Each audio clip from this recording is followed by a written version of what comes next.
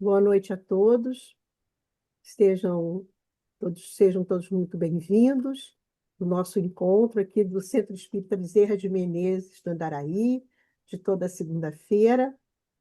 Hoje muito felizes, sempre estamos felizes, né? Sempre os nossos convidados nos deixam felizes. Hoje com o nosso Ricardo Cosselivic, que é um grande ator, não é? Que faz essa divulgação. Nós estamos conversando sobre a importância da divulgação da doutrina, ou através de uma palestra, de um estudo, ou dele, né, que se dedica à arte. Nós estivemos ontem assistindo Joana de Ângeles falar sobre vários textos, né, dela. Então, hoje nós estamos aqui com o Ricardo, que muito nos alegra, e vamos iniciar, então, o nosso encontro. Eu peguei, claro, Joana, né? Porque desde ontem a gente está com a Joana na cabeça, do livro Vida Feliz, mais um conselho de Joana para nós. Cuida-te para que o pessimismo e a revolta não se agasalhem nos teus sentimentos, anestesiando ou exacerbando os teus nervos. Reconsidera atitudes e ocorrências desagradáveis, revestindo-te de bom ânimo e prosseguindo imperturbável. O teu estado de espírito muito contribui para o resultado das tuas aspirações e dos teus atos. Quando encetas uma tarefa com mau humor ou rebeldia, já perdes a melhor parte da realização. Em todos os teus empreendimentos, coloca o sol da esperança com o calor do otimismo e o êxito te será inevitável.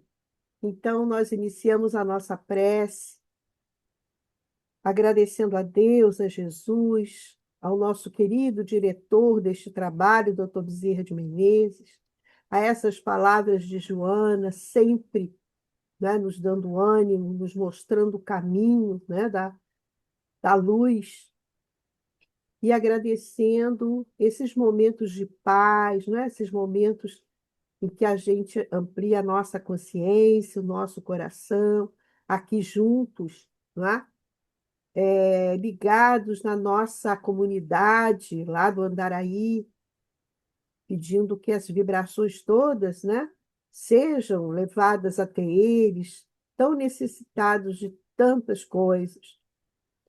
Que essas vibrações também possam brilhar aqui no nosso lar, nos nossos lares, nas nossas casas espíritas, e atingir nos nossos vizinhos, os nossos amores, de uma maneira geral.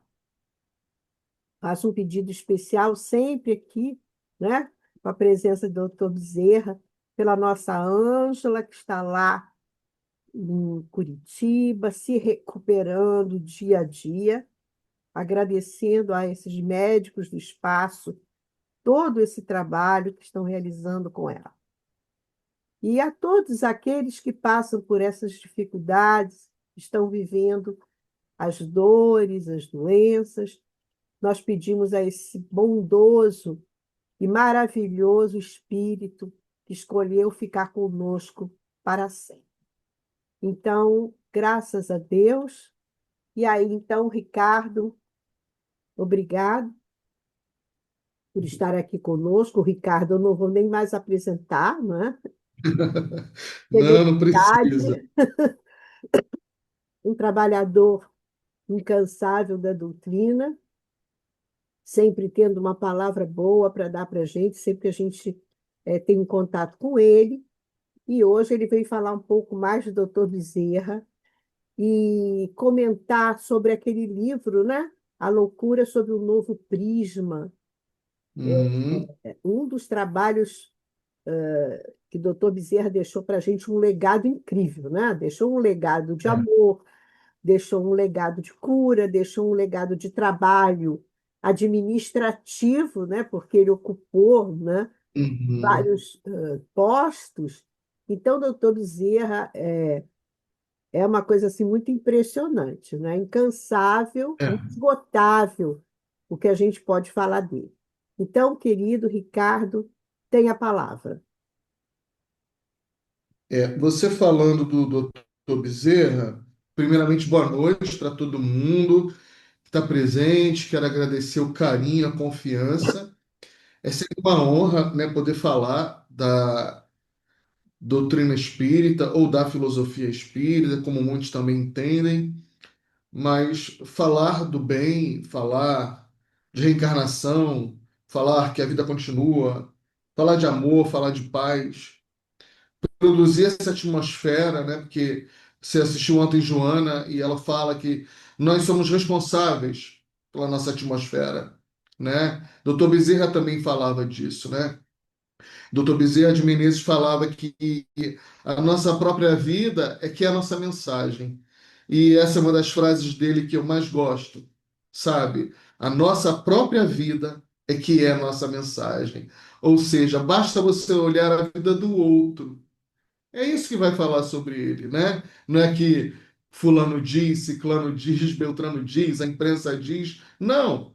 Como essa pessoa leva a sua vida? O que ela faz da sua vida? Isso é ela, isso diz sobre ela, né? Então, quando a gente fala do Dr. Bezerra, eu sempre tenho em mente que a gente fala de uma instituição ambulante. Ele era uma instituição ambulante, né?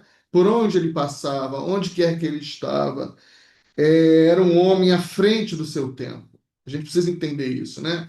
A gente conheceu o doutor Bezerra de Menezes, ainda algumas pessoas insistem, né? Só naquela imagem do bom velhinho. Tudo bem, ele era também esse bom velhinho, mas ele também foi jovem, né? Ele foi militar, ele foi moço, ele foi jovem, teve 20, 30, 40, 50 anos, e até aí desencarna com 68 anos, né? 68 anos para a época era muita idade, mas ele era um homem bravo, era um homem valente, sabe? Era um homem do discurso, era um homem do discurso. Então, quando a doutrina espírita estava completamente abalada, fechando todas as suas portas, os espíritas perseguidos pela polícia e pelas leis, e ele, imbuído da sua coragem, se coloca diante de uma plateia de 2.000 pessoas, né? Da mais alta sociedade, no salão de honra da Guarda Velha, e diz o seguinte: olha, eu sou espírita. Então, ele sabia a força que ele tinha, o respeito que ele tinha, a admiração que também existia por ele, e ele salva a doutrina espírita. E poucas pessoas ainda não sabem disso. É ele que salva a doutrina espírita. Eu sempre digo hoje, olha, estão perseguindo as religiões de matriz africana, estão perseguindo as religiões não sei das quais, e você não fala nada, você não faz nada, você deixa para lá. Eu falo, olha, nós também já fomos perseguidos. Nós já fomos perseguidos. E nada impede de sermos perseguidos de novo. Então, atenção, generosidade, respeito. Cada um vai dar conta do seu. Eu admiro muito o Gerson Simões Monteiro. Eu acho que vocês conheceram, ouviram falar. Foi um homem muito importante ali na década de 90, acho que no início dos anos 2000. Não lembro qual foi o ano que ele faleceu, né? Mas faleceu jovem. Eu era muito amigo dele, era admirador. Eu vivia na Rádio Rio de Janeiro na década de 90, eu era jovem naquela época. Eu já fazia teatro espírita, já era formado. Eu sou formado, né? Sou professor formado, licenciado, além de psicólogo. E fazia muitas palestras, trabalhava lá na TV Espírita que a gente tinha no Rio de Janeiro, no La Fabiano de Cristo, enfim. Estava sempre ali com aquele pessoal. E eu lembro que uma vez a Igreja Universal publicou num dos seus jornais uma matéria assim ultrajante falando sobre a doutrina espírita.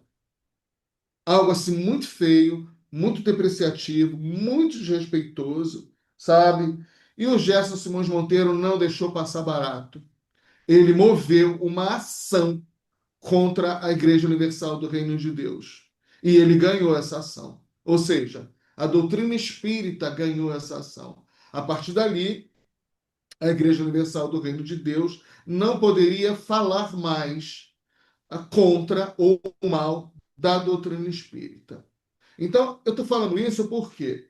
Porque a gente tem as leis, né, da Terra, a gente tem as leis universais, as leis astrais, mas as leis da Terra, elas existem e são para ser usadas, né? Então, toda a minha admiração ao Dr. Bezerra de Menezes, porque ele se valia das leis terrenas também, e do Gerson Simões, me ocorreu agora falar disso, né? É só a gente pesquisar, é fácil achar esse episódio, e é um episódio importante na nossa história atual, recente, da doutrina espírita, né? Um espírita, um grande dirigente, ele foi dirigente, acho que do CERJ, Foi dirigente do e foi, CERJ. Foi dirigente do CERJ foi? muito tempo. O Gerson foi dirigente do CERJ muito tempo. Isso, da Rádio Rio de Lá Janeiro, no Rio de né? Janeiro. E eu lembro, e depois quando ganhou, quando ele ganhou, quando nós ganhamos a ação, né? Porque era uma ação da doutrina espírita. Ele publicou no Jornal Extra, ele escrevia para o Jornal Extra, e isso assim, para mim foi muito forte, sabe? Então é justamente isso.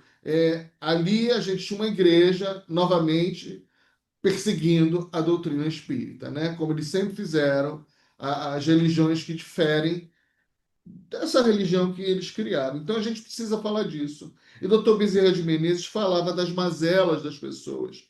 Interessante que me chama a história do Dr. Bezerra é que mesmo com o sofrimento, né, do dia a dia, o sofrimento físico, o sofrimento mental, ele estando combalido, né, mas ele não perdia o encantamento pela vida. Ele não perdia o encantamento pelo outro. Porque quando a gente perde o encantamento pela vida, a vida acaba, né? Perdeu o encantamento, a vida acaba.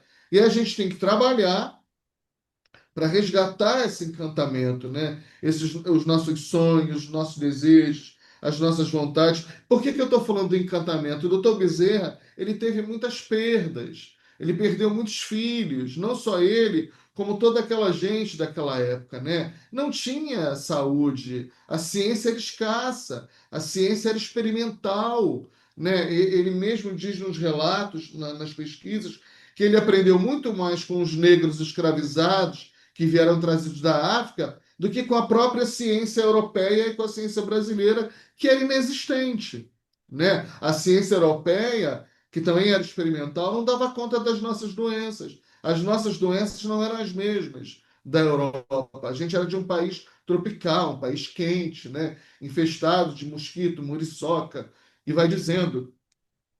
E aí, quando ele perde o filho dele, ele não desencanta da vida. Ele faz da dor, né, um novo encantamento. Ele faz da dor a luta. E é aí, com a desencarnação do filho dele, o Antônio, com 25 anos, que ele escreve, então, A Loucura sobre o Novo Prisma.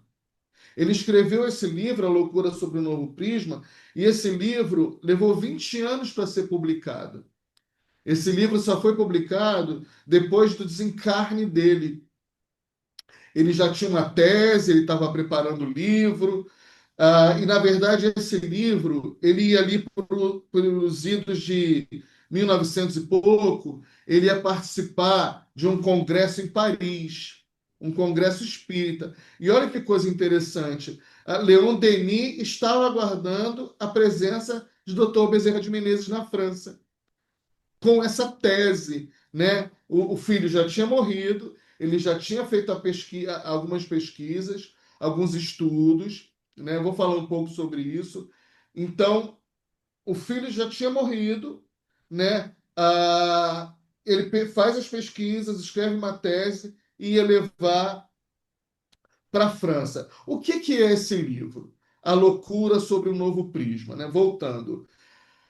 O filho do Dr. Bezerra de Menezes era um rapaz sadio, sadio mentalmente, né? Ele não foi acometido de tuberculose, ele não foi acometido de sífilis, ele não foi acometido de nenhuma daquelas gripes. ele não foi acometido de nenhuma epidemia, nada disso. E o filho dele começou a adoecer, né? Começou a adoecer e ter pensamentos intrusivos, movimentos intrusivos, e começou a ter comportamentos muito diferentes do normal. O doutor Bezerra, então, entregou o filho dele para os alienistas, análogos aos psiquiatras de hoje, né? Para cuidar do rapaz, porque estava aquilo tudo muito estranho. O doutor Bezerra de Menezes não era a área dele, e assim foi feito. Os alienistas diagnosticaram o filho do doutor Bezerra como louco. Olha, seu filho é um psicótico, né? Ele enlouqueceu, e é isso. Só que não era observado ali, por esses alienistas, lesão no cérebro. Então, eles não sabiam explicar muito bem o que estava acontecendo, não tinha lesão no cérebro, pelo método que eles podiam detectar, que não era lá um grande método, né? Mas, enfim, e ficou o dito pelo não dito. O menino foi internado, o Antônio foi internado, ficou lá muito tempo, voltou, pior do que já estava, né? Completamente descontrolado, tomando lá qualquer tipo de medicamento da época. Parece que não houve processo invasivo no rapaz. E o rapaz adoeceu durante muito tempo, então aqueles pensamentos, aquelas manifestações intrusivas, né, como a possibilidade, hoje diríamos, de dupla, tripla, quarta, quinta personalidade se apresentavam e falavam. Então vinham outras personalidades, ora vinha Antônio, o Antônio não conseguia se desvincular daquelas atitudes. O doutor Bezerra começou a perceber algo muito estranho e foi então ele mesmo para uma reunião de desobsessão. Nessa reunião de desobsessão, que lá atrás foi criada pelo Dr. Bezerra de Menezes, diga-se de passagem, primeiro grupo de médiuns no Brasil foi criado pelo Dr. Bezerra de Menezes, tá? O oficial, e ele foi para essa reunião lá. E foi informado, então, o espírito veio, se comunicou, que era um espírito obsessor, que não estava obsediando diretamente o doutor Bezerra de Menezes, porque o doutor Bezerra de Menezes já se encontrava, né, de alguma maneira mais ascenso, e esse espírito não tinha a capacidade de interferir diretamente com o doutor Bezerra, mas tinha como interferir no filho, com o filho, e assim causando esse mal-estar e sofrimento ao doutor Bezerra de Menezes. Dito isso, o doutor Bezerra com o grupo continua orando, doutor Bezerra de Menezes pede perdão, todo aquele processo de evangelização, de oração, mas se passam 3 anos e o Antônio ainda adoentado, ainda com os pensamentos e comportamentos intrusivos. Adoece, adoece, adoece, o cérebro muito fragilizado, não suporta e o Antônio vem a falecer. Antônio, então, vem a óbito. Doutor Bezerra de Menezes sofre muito. Ele já tinha perdido outros filhos por tuberculose, sífilis, epidemia da época, gripe, mas não pela loucura. E ele não aceitou muito bem aquilo, né? E aí ele encampa a pesquisa. Ele começa a pesquisar. Ele começa a pesquisar a loucura, né? E ele começa a perceber, através das reuniões mediúnicas que ele fazia e através dos estudos sistemáticos que ele fazia, das psicopatias, né? Que existia, então, dois tipos de loucura. Uma loucura onde o cérebro tinha lesão e uma loucura onde o cérebro não tinha lesão, que era o caso do filho dele. Um cérebro que não tinha lesão. E aí ele passa a entender que a obsessão pode levar a pessoa à loucura, quando não brevemente diagnosticada, quando não tratada. Então, o livro, a Loucura sobre o Novo Prisma, é um chamamento, né? É um chamamento para que a gente preste atenção nos tipos de loucura. Repetindo, pedagogicamente falando, a loucura fisiológica, a loucura onde o sujeito ou já nasce com ela, ou até desenvolve, né, ao longo da vida, é possível sim, de alguma maneira, assim, se tornar uma pessoa com algum transtorno grave, é possível, mas onde o cérebro é lesionado, onde você tem uma lesão, e a loucura, onde a gente percebe que existe, é exercida uma segunda força espiritual. E é interessante falar que esse livro é um livro científico, porque o Dr. Bezerra de Menezes era médico. Mas não se, a ciência não deu muita atenção para esse livro, né? Nem naquela época não deu a devida importância e nem hoje. Por quê? Porque o Dr. Bezerra de Menezes é espírita. Então, isso cria uma suspensão, isso se coloca um pé atrás, então não se deu muita atenção, não se dá muita atenção a isso. Mas ele consegue comprovar no livro, através das pesquisas, que existem esses dois tipos de loucura. E aí, a gente ainda pode falar o seguinte: uma pessoa viva numa relação, ela pode subjugar uma pessoa, ela pode enlouquecer uma pessoa, ela pode perturbar uma pessoa, ela pode tirar a paz de uma pessoa. Pode, a gente sabe disso. Quiçá um espírito, né? Um ser desencarnado. Então, é disso que o doutor Bezerra de Menezes fala, né? Dessa perseguição, essa influenciação que se dá do espírito para a pessoa encarnada. Eu tenho um roteirinho aqui, eu vou precisar seguir. Então, ah, ele fala justamente disso que eu falei para vocês, né? É, da distinção das duas loucuras, e ele trabalha em cima desses fenômenos. E ele vai percebendo, nesses casos sem lesão, o seguinte: os exemplos de loucura sem danos orgânicos no cérebro. Ele começa a perceber que, além do filho dele, haviam outros casos de pessoas perturbadas, né? Alucinadas, alienadas, sem essa lesão no cérebro. Também com essa insistência de uma segunda força, de uma segunda inteligência ali, perturbando e influenciando essa pessoa. Aí ele chega na teoria da obsessão, né? Que naquela época também era muito novo, né? Também era muito assustador. E ele desenvolve também, no estudo dele no livro, a teoria da obsessão. A gente vai ver lá. E ele diz o seguinte: como é que se dá essa loucura sobre o novo prisma? Teoria da obsessão. Através da interação fluídica, a troca de fluidos entre espíritos e seres vivos. Então, o espírito emana o fluido para os seres vivos e esses fluidos vão, de alguma maneira, circundando essa pessoa. Perispírito seria o mediador das impressões espirituais e fluídicas.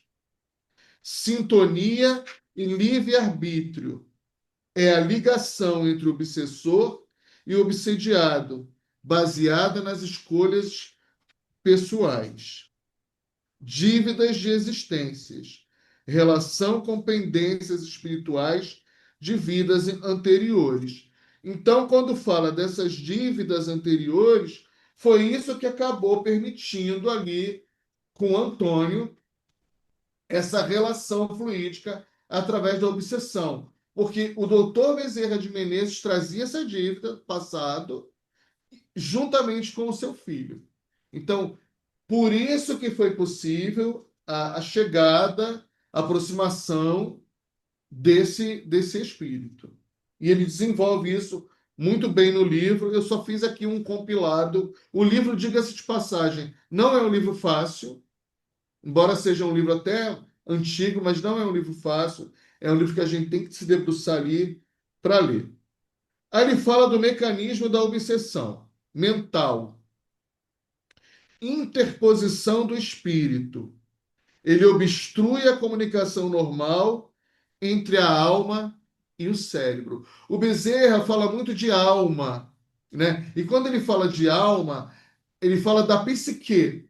É muito interessante isso para a época, né? Porque o Jung também fazia esse tratado, né? A psique é a alma, a máter da existência é a psique e é a alma. Então ele diz que obstrui a comunicação normal entre alma e cérebro.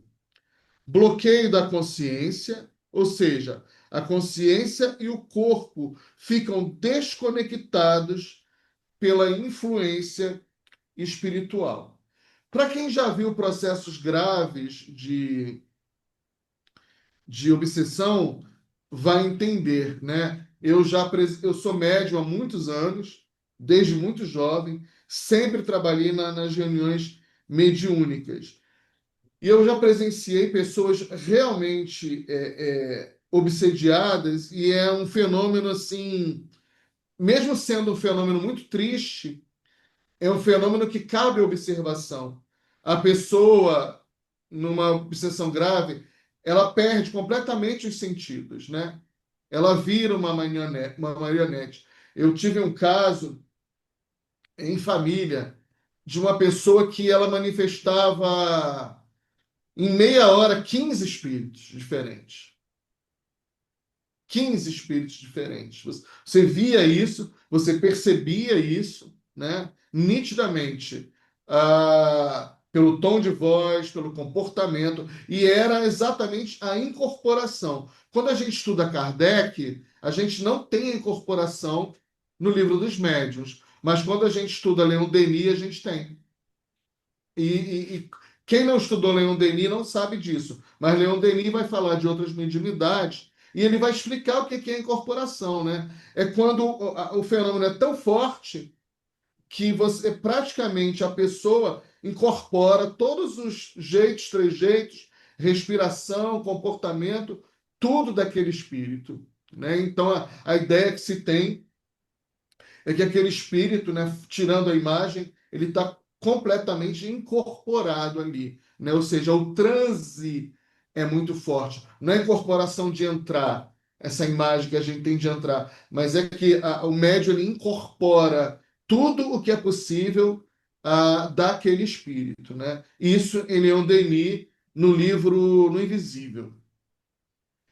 E aí, seguindo aqui, ele vai falar dos fluidos espirituais desse obsessor, o quanto eles são nocivos e o quanto eles vão, de alguma maneira, amarrando a pessoa e levando essa pessoa para a queda. O quanto afeta negativamente o funcionamento cerebral dessa pessoa. Foi o que aconteceu com o filho dele, né? Eles tentaram de toda maneira cuidar e proteger o rapaz.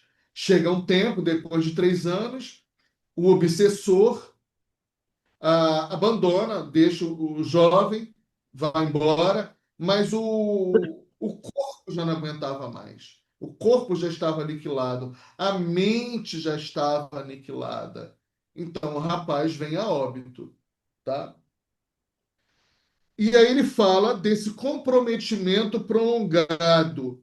É o que no livro ele vai dizer que a gente deve evitar. A obsessão ela precisa ser tratada o mais rápido possível, antes que ela se instale de maneira crônica, porque trabalhar no desenlace, né, não é uma coisa muito fácil. E quanto mais tempo esse espírito que perturba, que obsedia, permanece, mais tempo ele vai destruindo esse aparelho cerebral, assim como o corpo físico. Seria um caso crônico. E aí ele traz no livro uma proposta terapêutica de tratamento. O Dr. Bezerra está lá no livro A Loucura sobre o Novo Prisma.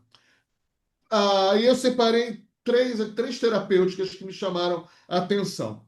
A primeira é a abordagem educativa, que é o foco no conhecimento e elevação moral dos envolvidos. Então, quer dizer, a gente chamava muito de doutrinação.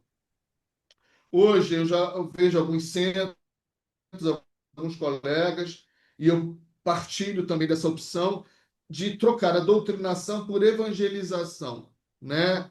Porque quando você conscientiza o ser, ambos seres, né? Do que é o amor, do que é a liberdade, da nossa fragilidade, que a gente erra, de que a gente acerta e que a gente está pedindo uma outra oportunidade. Então, o doutor Bezerra já falava dessa terapêutica, né? É preciso tratar ambos, é preciso tratar ética e moralmente o que está sendo a vítima da obsessão e ética e moralmente o obsessor, porque os dois vivem apenas em planos distintos, né? Então, é fazer esse trabalho aí com as duas pessoas permanentemente, tá? É a primeira parte da terapêutica dele. O tratamento duplo, que é uma intervenção através não só dos estudos, mas sobre as edificações do Evangelho. Quer dizer, o Evangelho segundo o Espiritismo, que traz toda aquela cobertura ética, toda aquela cobertura moral, e de que se deve trazer para ambos. Quer dizer, ele fala muito da palavra, ele fala muito da moral, ele fala muito do perdão, ele fala muito da fragilidade, mas sempre nessa perspectiva de evangelizar, de perdoar e de fazer entender que haverão novas propostas para que essas duas criaturas caminhem, para que elas se ajustem. E a terceira, ele fala numa intervenção precoce, que evita danos permanentes ao corpo físico e mental. Ou seja, percebemos a possibilidade de uma obsessão, é para a gente não deixar para lá. É para a gente já começar a trabalhar. É como bom médico. Olha, eu acredito que você esteja gripado. Vamos fazer o exame, mas já começa aqui tomar esse remédio. O bom médico, né, a gente sabe, quase sempre faz isso. Quando é uma medicação que não afeta, não traz muitos danos, né? Começa a tomar esse remedinho aqui e vamos fazer os exames, tá? Então, a terapêutica do Dr. Bezerra é a evangelização para ah, obsessor e obsediado. Numa obsessão, quase sempre, a gente pensa muito no obsessor, na figura do obsessor. Outro dia eu estava numa roda de conversa com os espíritas e eu falei, gente, parece que a obsessão acabou, né? Porque hoje a gente não precisa mais de obsessor. É tanta gente fazendo maldade em tudo quanto é lugar, em tudo quanto é esquina, em tudo quanto é rede social, todo lugar. Então, acho que os obsessores debandaram. Acho que a gente não precisa mais disso. Mas só que eu estava fazendo uma brincadeira porque é justamente aí é que mora o perigo, né? A obsessão, cada vez mais, eu penso que ela se dá com sutileza. E ela agora se dá aos arrastões. Sabe? Ela é muito coletiva. Se a gente parar e observar, as obsessões de hoje elas estão muito coletivizadas. Quem é médium, vidente, então vai ver isso com muita facilidade. Ou quem tem um pouco mais de sensibilidade, você vai ver como se dá. E isso é tão perigoso, isso é tão danoso, porque volta lá, o doutor Bezerra fala, a pessoa ela fica alienada. Você pode falar, ela não vai entrar, ela não vai conseguir entender, porque ela já foi tomada, ela já foi sedada, ela não recebe mais, né? Então, ou seja, a obsessão continua e muito mais coletivizada. E aí, para encerrar aqui, é interessante porque a OMS, a Organização Mundial da Saúde, já reconhece que a saúde não é apenas a ausência de doença, mas é a falta de muita coisa, né? É a falta de emprego, é a falta de trabalho, é a falta do alimento, é a falta de uma casa para morar, é a falta de uma boa vida social e é a falta da espiritualidade. Ela reconhece a espiritualidade como recurso de cura. Ela não fala de religião, até porque a gente sabe que religião é uma coisa instituída. E espiritualidade é tudo aquilo que a gente faz a partir do conhecimento que a gente tem. Cada um de nós somos espíritas, mas cada um de nós possui a sua identidade. Dr. Bezerra de Menezes se torna espírita e jamais deixou de admirar a Virgem Maria. Ele reconhece de que ela não era tutela de nenhuma religião, de nenhuma pessoa, mas ela era de todos, porque ela foi a mãe de Jesus. Então ela era de todos. Então ele ressignifica a imagem de Maria, mas ele não abandona Maria, assim como ele não impõe o espiritismo a ninguém e não dizia a qualquer pessoa que o espiritismo era a religião que iria salvar a vida de ninguém. Muito interessante. Isso é a espiritualidade. É com todo o conhecimento que eu tenho, no meu resguardo, no meu cadinho ali em silêncio. Então, a Organização Mundial de Saúde reconhece a força de cura na espiritualidade. E aí, olha que interessante para fechar. Falamos disso tudo, a loucura por lesão crônica ou não crônica, constituída. E aí tem os espíritos. E olha que interessante. No CID-10, a gente tem um apontamento dos dois tipos de loucura. Vamos lá.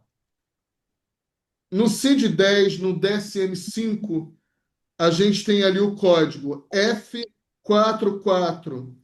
Vai falar sobre o transtorno dissociativo da identidade, que não seria exatamente uma loucura, mas seria a expressão de múltiplas personalidades. Essa semana no hospital, eu sou psicólogo, eu atendi um rapaz com dupla personalidade, dupla identidade, né? Então o nome dele era Ronald, e ele é um rapaz muito tranquilo, muito amoroso, muito calmo, muito pacífico, né? Mas por ele ser tão bondoso, um jovem de 22 anos, as pessoas abusavam muito dele, abusam muito dele, da boa vontade dele, etc, etc. E aí ele tem uma segunda personalidade, que é chamada, deixa eu ver se eu me lembro o nome aqui agora, não vou lembrar o nome agora, não vou lembrar o nome agora, é um nome grego. E aí essa segunda personalidade, quando ele está em perigo, quando ele está em apuro, se apresenta para defender ele. E é uma personalidade mais rígida, né? Austera, que coloca as pessoas nos seus lugares e defende o rapaz, né? Defende o Ronald, que seria a primeira personalidade. E aí o Ronald contando isso para a gente lá no hospital, para mim, na sala de psicologia, né? E perguntou se eu queria conhecer essa segunda personalidade, que tem um nome grego, não lembro agora. E eu falei, não, tudo bem, não precisa. Por favor, o Ronald já está de bom tamanho. Enfim. E aí ele disse que a segunda personalidade, Apolo, lembrei, o Apolo. A segunda personalidade, o Apolo, falava inglês fluentemente, falava francês fluentemente e falava alemão fluentemente. Ok. Ele ficou lá 3 dias para fazer cirurgia no fêmur, porque ele sofreu uma violência urbana. E naquela conversa, de repente, ele começa a cantar em inglês e falar em inglês fluentemente. Então ali ficou claro para mim que o que ele estava dizendo era real, não era apenas uma possível também esquizofrenia. Conversei com a mãe dele e a mãe dele falou: Olha, Ricardo, é sim, ele tem essa dupla personalidade. Então, isso está aqui no DSM-5. Agora, olha esse código, o F443 do DSM-5, que vai dizer o seguinte: também existem os estados de transe e possessão. Olha isso, minha gente. Estados de transe e possessão. Ou seja, a ciência reconhece que existe algo aí nessa atmosfera que a gente ainda não domina, digo aqueles que não são médiums, né? Os psiquiatras, psicólogos que não são médiums não entendem, mas o DSM reconhece. Não sabe lidar muito bem, não entende, mas reconhece. Tá aqui, ó. Deixa eu ver. Aqui.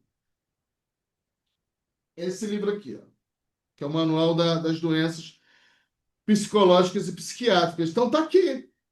Reconhece, mas não desenvolve, não tem um diálogo assim exato de tratamento, mas reconhece. Então, o que eu quero mostrar para esse nosso encontro é como o doutor Bezerra de Menezes já falava disso. Ele fala disso tudo lá no livro dele, muitos e muitos, muitos anos atrás. Ele saiu lá na frente falando dessas duas possibilidades de transtorno psiquiátrico, né? Da dita loucura, hoje seria uma pessoa psicótica. Então, Dr. Bezerra de Menezes deixa um legado muito grande na área científica, pouco explorado, né? Os livros do Dr. Bezerra de Menezes, também os romances, os artigos que ele escrevia para o jornal O País, esse rapaz, eu não sei se eu estou com o livro dele aqui, que eu me inspirei para fazer a peça, não está aqui, A Cura do Corpo, da Cidade e da Alma.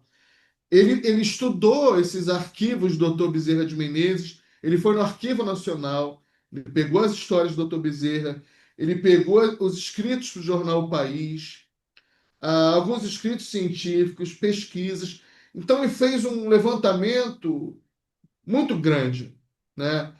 A gente não tem condição aqui de colocar tudo, eu fiz só um recorte, mas esse foi o grande médico, né? Esse foi o grande homem da história do Brasil, também da medicina, e que pesquisou aí o comportamento psicológico das pessoas, né?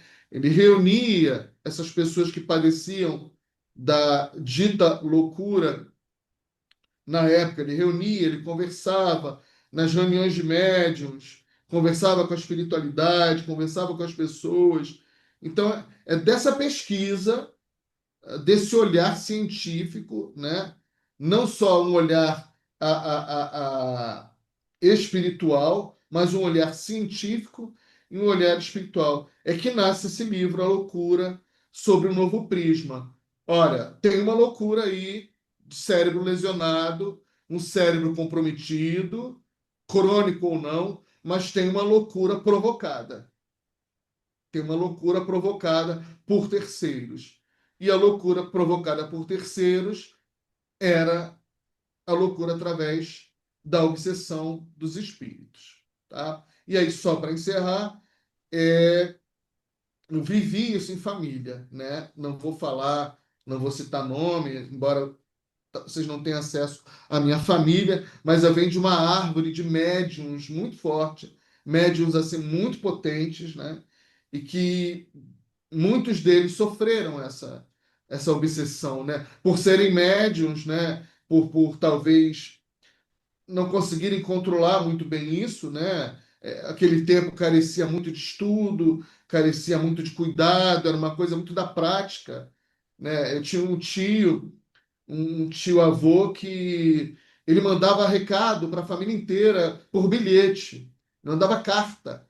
Olha, cuidado que vai acontecer isso, cuidado que vai acontecer aquilo, cuidado com sua saúde, e tudo aquilo acontecia, vinha para ele, né? E aí a gente se pergunta, e como é que ele se cuidava, né? Talvez o seu mentor fizesse o que fosse possível, né? Mas não tinha centro espírita, né? As casas espíritas eram todas familiares. Minha bisavó, o centro espírita era dentro da fazenda, era um grupo que se reunia em cima da senzala, né? E era interessante que minha avó contava, eu não peguei isso, mas a minha avó contava que era os negros fazendo batuque embaixo e eles na mesa espíritas Kardec em cima. E aí perguntavam se a minha bisavó reclamava, né, porque ela que era líder. E ela falava que não, que era tudo a mesma coisa. Era um Deus só e cada um trabalhando para o seu Deus, né? Então, eu venho muito desse legado. Bom, acho que é isso. Eu espero ter conseguido trazer algo, sei lá, que é muita coisa, né? Um recorte. Espero ter podido colaborar com a noite de hoje, para que isso estimule que a gente estude um pouco mais e leia esse livro, A Loucura sobre o Novo Prisma, do Dr. Bezerra. Obrigado. Ricardo, muito obrigado. E eu estou aqui escutando você e pensando na responsabilidade do centro espírita, não é? Porque outro dia eu estava comentando, cada centro espírita são milhares no Brasil. Quase todos têm, quase todos eles têm reunião mediúnica, não é? Então toda semana, não é? Então é um trabalho gigantesco realizado pela doutrina espírita, não é? Eu trabalho numa reunião mediúnica lá no CERJ, tem quinta-feira, tem quarta-feira, tem terça-feira, né? Por causa da ser uma federativa, né? Preparando os médios para trabalhar nas suas casas e tal. Então, olha quanto trabalho mediúnico de assistência espiritual, porque a minha reunião é uma reunião de assistência espiritual, de orientação. O espírito chega, a gente vai conversar, faz esse trabalho que você falou de evangelização, de orientação. E tem aquelas reuniões específicas de obsessão, de desobsessão, que são pessoas encarnadas, né? Que estão passando por por problemas de. E que pessoas que têm essa informação levam, então, o caso para a reunião mediúnica, as pessoas vamos dizer, a vítima, ela não pode ir, né? A pessoa que sofre isso, ela não pode ir. Então, esse trabalho é um trabalho, é um serviço, vamos dizer assim, para falar uma palavra tão, que é uma caridade gigantesca, que é realizada no centro espírita, gente. Não é? Então, eu fico pensando que trabalho impressionante esse. E a É, gente vê que a gente trabalha nessas reuniões mediúnicas o trabalho de libertação. Muitos espíritas chegam, você conversa, você sabe que ele ouviu, mas que ele vai ter que voltar. E você vê espíritos que a libertação de espíritos, espíritos presos a uma ideia, a um local, por centenas de anos, e que às vezes, num atendimento, são libertados. Então, para mim, esse é um dos trabalhos mais maravilhosos da doutrina espírita, não é? E olha a responsabilidade, né? E cada vez, outro dia eu estava assistindo, cada vez mais o que está acontecendo são menos médiums querendo ir nas reuniões, menos médiums sendo formados, as pessoas mais idosas não querendo mais ir. E isso é uma coisa muito séria para mim, muito grave, porque esse é um trabalho, porque, por exemplo, a gente, na terça-feira, a gente fez um trabalho, e aí os espíritos dizem assim: vocês chegam em casa, ficam muito calminhos, vão dormir, faz uma prece, que o trabalho vai continuar, porque a fila é gigantesca. A fila é muito grande, os espíritos necessitados, né? Dessa orientação com o encarnado, que a gente sabe o quanto é importante. Então, eu fico assim um pouco preocupada com isso, porque aonde existe esse trabalho de desobsessão, esse trabalho de orientação espiritual? Na casa espírita, É. tão necessário. Jurema, você está falando algo muito sério e que realmente é fato, né? É um trabalho de alta sensibilidade, né? Só que hoje a gente tem uma coisa muito boa, que a gente tem muitos instrumentos que podem fazer parte desse processo, né? Então, a gente não pode abrir mão disso, né? Então, você cuida na casa espírita e a pessoa tem que se cuidar fora. É. Ela tem que se cuidar fora, né? Ela tem que cuidar da saúde dela fora, ela tem que, enfim, dependendo do processo que ela viva. Mas é um trabalho de muita sensibilidade. Eu conheci uma moça ano passado, ela hoje já resolveu muito esse problema dela, que ela era tirada de dentro de casa e ela incorporava dentro de casa, uma pessoa comum, não ia para lugar nenhum, centro espírita nenhum, nada, nem igreja. Ela incorporava dentro de casa e saía para as ruas. Ela corria na frente dos carros, ela subia em cima dos carros, ela agredia as pessoas, ela gargalhava, ela fazia, acontecia. E o povo falava, ela é, né, maluca, é louca. Isso acontecia assim de vez em quando, sabe? Um mês acontecia, passava 2 meses acontecia de novo. Aí um dia, isso já tem um tempo, eu falei com a mãe dela, eu falei com ela, olha, vai num lugar tal, no centro espírita, isso pode ser espiritual, vai lá, conversa e tal. Resumo, ela foi, era espiritual, já nos primeiros tratamentos já não acontecia mais. Ela conheceu a casa espírita e ficou. Ela e a mãe estão lá até hoje, sabe? Nunca mais ela teve aquilo, sabe? Porque era uma moça muito sensível. As pessoas muito sensíveis, isso acontece com elas, né? Porque elas estão com um pé lá e um pé cá. Então elas conseguem sentir, os espíritos se aproximam mais, todo esse manifesto se dá. Então ela se tratou, tá lá seguindo, nunca mais teve esse tipo de problema, sabe? E então isso existe mesmo, isso acontece. Não, E a gente está numa Ricardo, escassez e às grande. vezes esse processo obsessivo é muito simples. Sabe? Numa Também, conversa, também, num também. encontro, os amigos espirituais já levam aquele É, obsessor, ele é, já se liberta. A gente já assistiu muito isso, né? é, Tem aqueles outros casos renitentes, né? Daquele sim. que, às vezes, durante séculos, né, fica ali é, do lado do outro. Agora você vê, você falou isso, aí eu te pergunto, por que que os médiuns, né, os grupos de obsessão, não estudam esse livro do Dr. Bezerra de Menezes? Eu não ouço falar, eu nunca ouvi falar que grupo de desobsessão, grupo mediúnico, estudasse a loucura sobre o novo prisma, porque a gente sabe que a obsessão é isso que ela causa.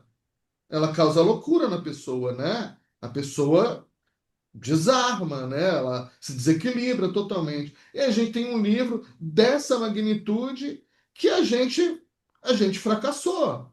A gente errou nisso, né? A gente Eu não acho que o estuda. maior erro é assim, já desde aquela época, porque ele foi muito, o doutor Bezerra, tadinho, ele foi muito execrado pelos próprios colegas, né? Na medicina, os próprios médicos, ele foi, né, muito execrado. Sim, Então, eu acho que a doutrina espírita, o espiritismo, devia trabalhar mais, né, junto a essa questão dos manicômios, que eram instituições horrendas, né? Para mim, sim, perfeito. coisa horrível, para mostrar, né, que ali tinham muitas pessoas que mereciam outro tipo de tratamento, né? Perfeito. Sim, Foram séculos de sofrimento, então, eu acho que esse trabalho tinha que ser mais intenso. Agora já não tem. Eu acho que mais essas instituições horrendas que o o louco era aprisionado, e tal. Mas ainda há uma resistência, né? Ainda há, né? Uma resistência Sim. muito grande sobre isso. Eu vou pedir ao Augusto, então, para fazer algum comentário. É dele. Sim, sim. Boa noite. Eu acho que o tema foi muito bem explorado, um conteúdo reflexivo muito profundo. O que a gente, nesse segundinho de fala, como espírita, como médium, como em alguns momentos, né, esclarecedor de espíritos, existe uma condição aos habitantes de um planeta que a gente entende como expiatório, provacional. O planeta é lindíssimo, né? O próprio planeta já é um tratamento para nós, espíritos penitentes. Mas a gente não consegue ver a beleza numa borboleta, numa flor, numa folha que cai, numa semente que vira árvore, né? Nós sabemos que a semente não é árvore, mas ela se transformará numa árvore onde dará tudo aquilo que a beleza e a natureza nos proporciona como maneiras de sobrevivência. Então, o caminho que eu vejo é o estudo reflexivo, porque, como aprendizes, ainda claudicamos muito na trajetória, porque ainda estamos voltados para as sensações, para o prazer, para aquilo que me arrepia, como se diz, né? Então, a gente precisa levar uma mensagem onde a gente estiver do do estudo reflexivo, da troca de entendimento porque é o caminho, né? Ainda se vê a religião como algo que vai resolver a vida por estar lá. Quando a gente precisa, e os religiosos, aqueles que professam essa natureza, essa ideia, muitos acreditam nisso. Na minha profissão, eu atendo todos os tipos de religiões, né? Pastores, umbandista. Então a gente coloca sempre isso. Para encerrar, eu tenho um pastor que é meu cliente, ele estava preparando o estudo que ele faria, né, à noite, e nesse ele estudando a Bíblia, ele falou que chegou um espírito, ele ficou horrorizado, e falou assim para ele, você precisa continuar no seu processo de regeneração. Sabe o que que ele fez? Eu até ri muito. Augusto, estou ligando para você, estou aqui no teu consultório, porque negócio de espírito você entende, ele sabe que eu sou espírita. De Jesus eu entendo, agora espírito é contigo. Eu falei, meu irmão, que bom. Agora você realmente está bem assessorado, já que esse espírito disse que você está num processo regenerativo. Então, como espírita, eu estou dizendo, continue caminhando, mas continue buscando o entendimento da letra, porque o espírito da letra precisa ser retirado, senão nós vamos, como médico, né, trabalhar verborragia, hemorragia de palavras e não de sentimento. Transforma as suas palavras no sentimento verdadeiro, no acolhimento. E é assim, né, Ricardo? Vamos trilhando, vamos olhando para os lados, né? Não vamos ser andarilhos, vamos peregrinar ao encontro de Jesus que está em nós, né? Fazer com que ele surja à nossa frente. Obrigado, Ricardo. Obrigado a vocês, querido. Cristina, quer falar alguma coisa?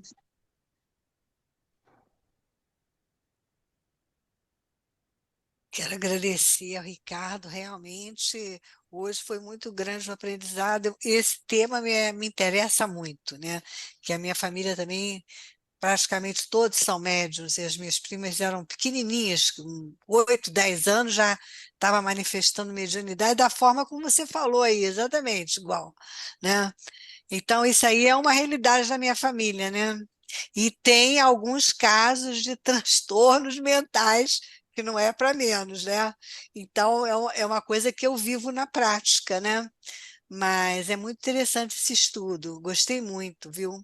E só para mencionar rapidamente, que a gente já está em cima da hora, o caso do meu avô, que chamava-se Menezes, Agradecer. né? E ele chegava do trabalho e as pessoas Oi, falavam: meu vem cá, amor. seu. Ah, já está com companhia aí, né? Já É o Falava. apareceu. cachorro. Eu estou com um cachorro aqui, peraí. Todo mundo, né? É, falava assim: seu Menezes, vem dar um passe. Então ele vinha do trabalho. Ele morava no conjunto habitacional ali em Cavalcante. Ele ia subir na ladeira e falou: Seu Menezes, passa aqui antes de ir para casa para dar um passe. E ele não chegava nem em casa para beber água, ele já ia na casa da pessoa, dava o passe. Aí, quando chegava assim mais tarde em casa, aí minha avó falou: Ué, que demorou a chegar? Não, que eu dei o passe no fulano. Quer dizer, ele já ia distribuindo passe, coisa que a gente sabe que não pode fazer isso de jeito algum, né? Tanto é que o que aconteceu? Teve uma vez que ele, voltando do trabalho, chamaram ele: Seu Menezes, vem aqui dar o passe. Olha, pegou uma obsessão que ele ficou no quarto, trancado, sem comer, e aí o pessoal do centro tiveram de lá uma equipe para fazer desobsessão em casa, que ele não saía nem do quarto. Quer dizer, por quê? Exatamente aí é o que serve a casa espírita, para fazer o estudo, mas foi há muito tempo atrás, né? Aí o seu Menezes saía distribuindo passe pelo conjunto habitacional todo, realmente não dá certo, né? Então, realmente, faltou o quê? O estudo, exatamente, né? De ler o livro dos médiuns, para poder fazer a coisa de forma metódica e até sob a proteção mesmo da casa espírita, né? Essa coisa que você falou, qual é o seu nome? Meu nome é Cristina, mas a minha família é Menezes também. Cristina, é tão engraçado isso, mas eu vou te pedir licença, os colegas, para falar uma coisa. Nós espíritas, nós somos muito duros conosco. A gente é muito duro conosco. Não pode ser assim. Porque você veja, você falou dos riscos do amor. São os riscos do amor, né? A Joana vai falar que você não pode colher rosas sem se espetar nos espinhos, não tem jeito. Quem disse para nós que dentro da casa espírita, com todo aquele aparato, a gente também não vai ser obsediado? Não sei. O médico, né, Augusto tá aí, eu sou psicólogo. Esse ano eu já peguei pneumonia, sabe? A minha médica lá que atendeu pegou tuberculose. Não tem como. São os riscos do amor, sabe? Então, assim, com certeza para ele, para o meu tio também que viveu isso, né? Muito tempo atrás, para gente que pegou pneumonia, o médico que pegou tuberculose, é um aprendizado, sabe? Mas é como Augusto falou, né? A presença de Jesus, a presença dos espíritos, sabe, superiores, eles estão ali conosco, vendo isso tudo, e vai estar ali cuidando da gente, sabe? Mas eu penso que são os riscos do amor. Não tem como. A gente não tem esse escudo, sabe? A gente, né, Augusto? A gente aqui no planeta Terra, a gente não tem esse escudo. Não tem jeito. Desculpa, eu precisava falar disso. Não, Obrigada, hein, Ricardo? o Nada. médium é uma coisa muito incrível. Eu tenho, eu não, quer dizer, todos nós somos médiuns, né? Mas eu não tenho mediunidade ostensiva. Mas por trabalhar quase 20 anos no SERJ, em reunião mediúnica, eu fui levada para. Fui começando com sustentação. Não, Júlio, mas você vai ficar aqui na sustentação. Depois vai para o atendimento. Mas eu nunca trabalhei como médium, médium mesmo, né?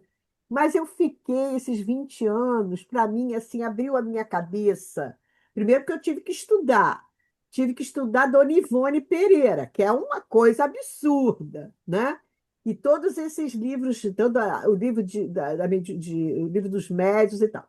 Mas a observação que eu tenho de reunião em reunião esses anos todos, com aqueles médios do CES, que são pessoas muito sérias, né? Pessoas que estudam e tal, eu fiquei muito impressionada. E não é brincadeira. Eu tenho uma amiga minha, a Tereza, lá do Sérgio, que ela é muito, assim como você falou, uma média intensa. Ela chega já, ela chega, eu falei assim, quando ela chega, eu já sei que a coisa, ela às vezes ela não está bem, né? Ela precisa mesmo na reunião. Aí outro dia ela chegou e falou assim, Tereza, você deve estar sentindo alguma aproximação porque sabe como é que você é, tal. Não deu outra. Quando chegou na reunião, a primeiro espírito veio, tal, e tal, e ela ficou logo boa.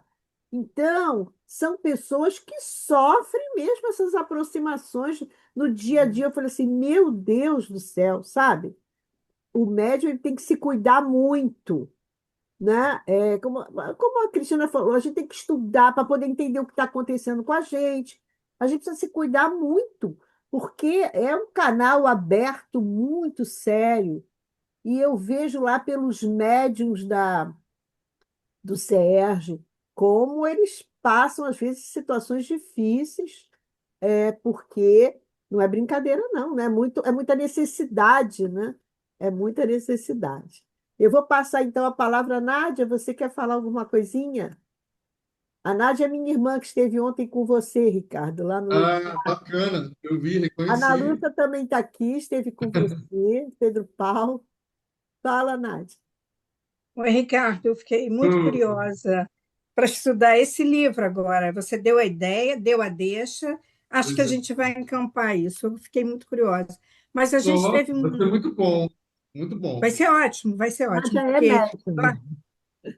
lá no Bezerra a gente estudava na sexta-feira a série da Joana de Ângeles, a série psicológica, né? E quem estudava com a gente tinha uma terapeuta. Ela foi até professora da UERJ, ela tinha um conteúdo muito alto. Nós perdemos a Darcy. E foi uma perda mesmo. A Darcy não podia morrer, não. Dessas pessoas que tinham que ser imortais, porque a gente estudar com ela era uma universidade. Agora, você pega um livro, né, como O Ser Integral, da Joana de Ângeles, ele aborda os livros da Joana, só para falar em Joana, puxar um pouquinho a tua brasa, Uhum. porque, olha, não, é porque ela também aborda essa parte mental, psicológica, como também a cura, né? É como também ela dá passos para a cura, né? Fazendo. Quando Jesus falou amai e vigiai, o vigiai estava mais ou menos inserido nessa coisa, mas é muito difícil a gente entender, porque o processo ele vai começando, como você disse, sutilmente, né? E aí, quando você vê, a coisa já está, você já precisa de ajuda. Sim. E eu acho que, Ricardo, tem uma hora que todos os médios, principalmente, e que todos somos, precisam de ajuda. Sim. Tem uma hora que a gente não tem jeito, né? Porque assim como tem, você disse que é um ato de amor, mas a gente também tem espíritozinhos de desamor, né? Que ainda não são esclarecidos. Então, esses espíritozinhos de desamor, eles vêm e vão te atacando sutilmente, e eles conhecem a gente, Sim. Sim. né? Então, há que ter um cuidado diariamente. E é um cuidado que a casa espírita, eu acho que precisa ter, entendeu? Ter um cuidado com os médiums também. Eu vou te Porque, dizer uma coisa que é muito interessante. Desculpa se eu te cortei. Que não, não, a gente se equivoca muito, né? Nem todo espírito, né, que sofreu, o que a gente fez ou que se envolveu, sei, vai nos obsediar, né? Por exemplo, eu sou o tipo de pessoa, por exemplo, que se você me fizer mal, eu vou orar por você e sigo o meu caminho, né? Eu vou evitar de aparecer na sua frente para que você não faça de novo. Mecanismo meu, aprendi assim, né? Cada um segue seu caminho. A gente pode se esbarrar lá na frente, mas evoluído. Mas o que acontece? O próprio espírito, quando ele obsidia, a gente vai ver e entender que ele também tem uma mentalidade psicopática, como tem uma pessoa encarnada, né? A pessoa que tem um transtorno psicopático, a pessoa que persegue, uma pessoa que tem ódio, uma pessoa que tem mágoa profundo, ela não está no seu juízo normal. Ricardo, você vai ficar psicopatologizando tudo? Não. A perversidade existe, né? Freud já dizia, né? A perversidade para alguns traz o gozo, traz. Mas, na sua grande maioria, essa pessoa não tá, porque não é natural. O natural, mesmo dentro da psique, é perdoar. É perdoar. Agora, aquele que não perdoa, que persiste, ele está adoentado. Então, esse ser, essa alma, sai da terra adoentada e permanece adoentada no mundo espiritual. Aí vai obsediar. Aí o Bezerra vem com aquela prática do amor, do perdão, da justiça, da oportunidade, da fragilidade dos seres. Então, assim, isso que você está falando é muito interessante e traz toda essa complexidade, sabe? E você fala de uma coisa incrível, e realmente é que a gente não para muito para pensar nisso, o quanto a gente está exposto. A Jurema É, fala, somos médios 24 horas por dia. A gente não é médio só no centro espírita. E, A gente é Ricardo, quando você entra no banco, a gente é médio quando você vai trabalhar, você é médio em casa, e aí de repente seu comportamento muda. no Opa, metrô. esse comportamento não é meu. Por que que eu estou é, entristecido assim? Já correu ali, ó, os fluidos.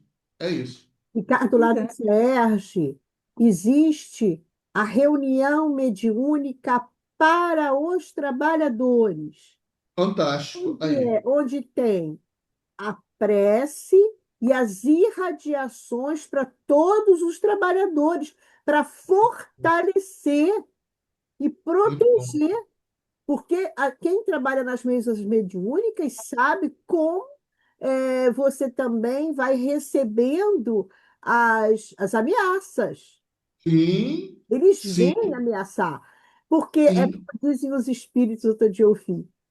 Há um grande, milhões de espíritos que não querem ver o bem implantado na Terra. Então, é isso aí. A gente tem que. Todo centro espírita tem que ter um determinado momento em que vai fazer uma reunião mediúnica para ver esses que querem atrapalhar, para conversar com eles. Porque eu e o meu filho e a Tereza fizemos, que a gente trabalha com a área da preservação da memória espírita, então nós estávamos salvando lá livros que tinham ficado na lama, porque teve uma enchente lá e tal. E a gente trabalhando de máscara incessantemente, aí conseguimos umas estantes e tal. E aí veio uma entidade que falou assim: Ô moça aí dos livros, ó, não pensa que esse trabalho, não pensa que vai dar certo. Fez uma ameaça, assim, meu, ô moça dos livros. Aí todo mundo olhou e viu que era comigo. Só que comigo não aconteceu nada. Mas a Tereza estava arrumando, de repente a estante caiu inteira em cima dela. Nossa. Caiu inteira em cima dela. Ela se machucou um pouco no ombro. Então é isso, a gente precisa trabalhar, se preservar, né? E aí o Sim. SERJ tem essa reunião para os trabalhadores, irradiação para aqueles que não estão ali na reunião, para que estão fora, e para os médios, então, nem se fala, né?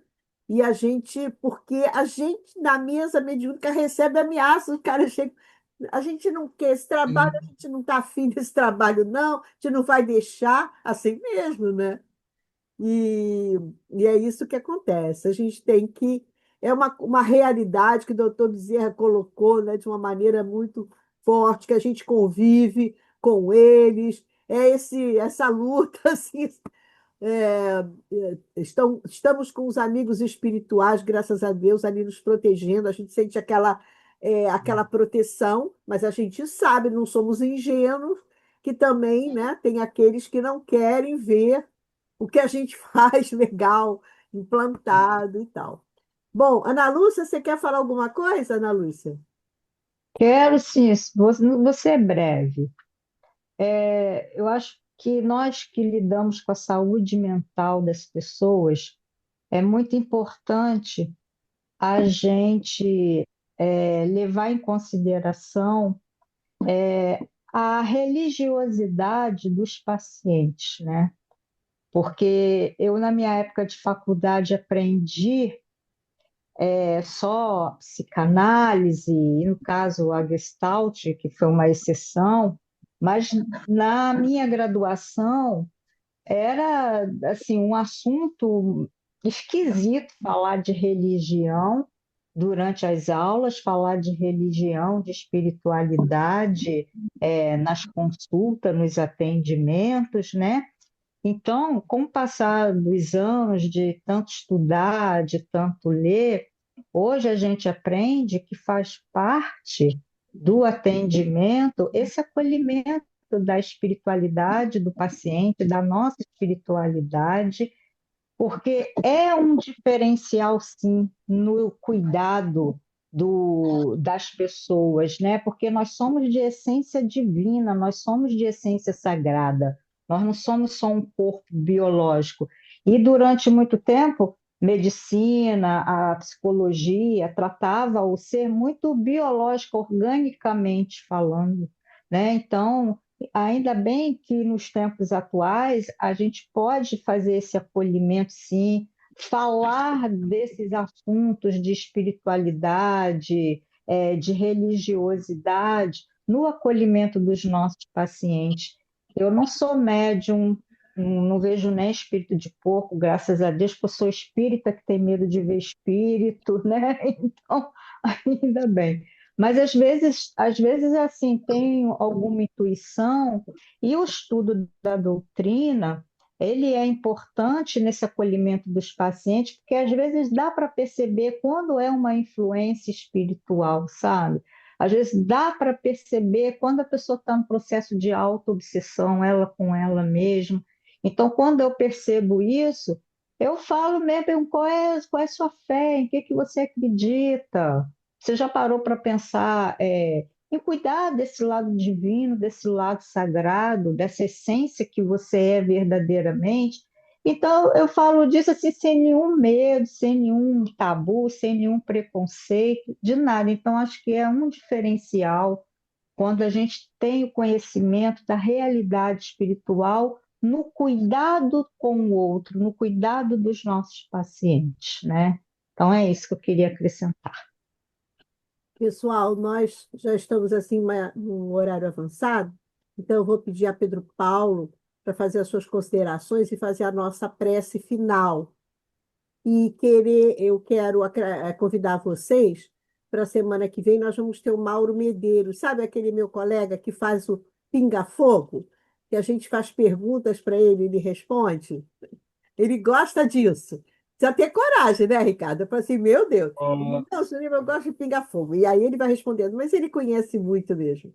Ele tem muito estudo e tal. Então, semana que vem nós teremos o Mauro aqui. Então, eu quero agradecer a todos. Logo após a prece do Pedro Paulo, nós encerramos a nossa gravação. Muito obrigado, Ricardo. Muito sucesso para você nos seus empreendimentos, como diz aqui a Joana, né? Sucesso e muita luz para os seus empreendimentos. Tá bom? Obrigado. Muito obrigado. Pedro Paulo. Nada a acrescentar, Ricardo, sobre a frase, Ricardo, sobre o amor, né? Quando você trabalha no bem, sem os seus desafios, né? Então, tem uma frase aqui do livro Quase Renovação, do André Luiz, recebida do Chico, que é o seguinte, vou ler duas vezes. Nunca admita que o bem possa ser praticado sem dificuldade. Nunca admita que o bem possa ser praticado sem dificuldade. Refutando o que você falou sobre o amor. Quantos médios analfabetos deixou rastro de trabalho? Analfabetos. Como é que o analfabeto vai poder ler, estudar e tudo mais? Mas ele tinha um potencial de amor, se entregou, né? A gente sabe disso, né? Então, hoje existe o equilíbrio, né? Hoje é importante. Quando eu entro numa reunião mediúnica, você sabe o quanto é a parte espiritual. Vamos elevar o nosso a Deus, a Jesus também, agradecer a oportunidade da nossa reunião, mesmo sendo online, mas com a vibração dessa sala, no salão do CEBEMA, lá na Travessa Caminha 48, Andaraí, no Rio de Janeiro. Pedir pela nossa unidade, os nossos lares, e pedir a Jesus que possa cada vez mais trabalhar a nossa reforma íntima e trabalhar no bem incessantemente. Que assim seja. Obrigado, pessoal. Então, até a próxima. Até a Até a próxima próxima. semana. Muito obrigado, Tchau, viu? Boa noite. Boa noite, Fica gente. com obrigada Deus. a você. Elizabeth, boa noite Obrigada. para você estar aí, Elizabeth. Boa noite. Fique Obrigada, com Deus. Boa noite. Lúcia. Boa noite. Tchau, Ju. Tá. Boa Oi, noite. Boa noite a Maristela. todos. Tchau, tchau, Boa gente. noite.